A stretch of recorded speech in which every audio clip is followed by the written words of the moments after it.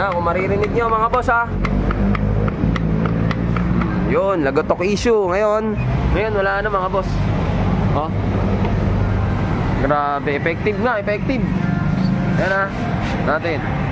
Oh, wala na, grabe. Okay, yan, may ginagawa tayo. Meron na naman tayo dito mga boss. Yan, Aerox, no?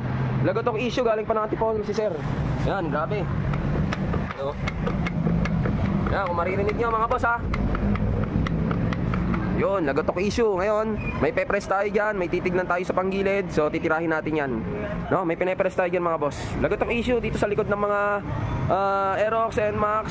Tapos, mga M3 yan. Baka Yamaha. Meron tayong pine-press dyan sa likod para mawala yung lagotok na yan. Alright? Update ko kayo mga boss. Okay mga boss, eto na. Ito na yung galing Antipolo na papalagotok issue mga boss. So, ayan na. Ayun, kung mapapansin nyo, laki ng clearance mga boss. Okay? So yun, ididikit natin yan mga boss.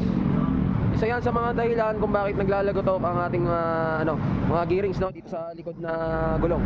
Alright, so yan, baklas na natin. Wala namang problema sa ibang bearing, pero check pa rin natin yan ha. Okay, so ito, meron tayo pa-press dito mga boss. Pe-press natin yan. Yan, to, pe-press natin yan mga boss. So yan. Okay, press natin to para mawala yung matinding lagotok mga boss. Ayun no, layo. Layo ng clearance. Okay, so yan na mga boss, pe-press na natin yan. Lagotok yan mga boss. Ayan, pe-press natin yan para ano siya, dumikit. Yun! Grabe, no? Alright, so yan na mga boss. This is it. Tunog na tunog pa lang, grabe. Ayan, tingnan natin. So ayun ha, okay mga boss.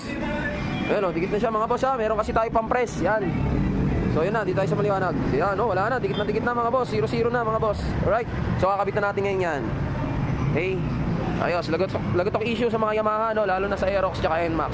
Alright mga boss, update tayo dito sa galing pa ng Antipolo no, na naglagotok issue mga boss.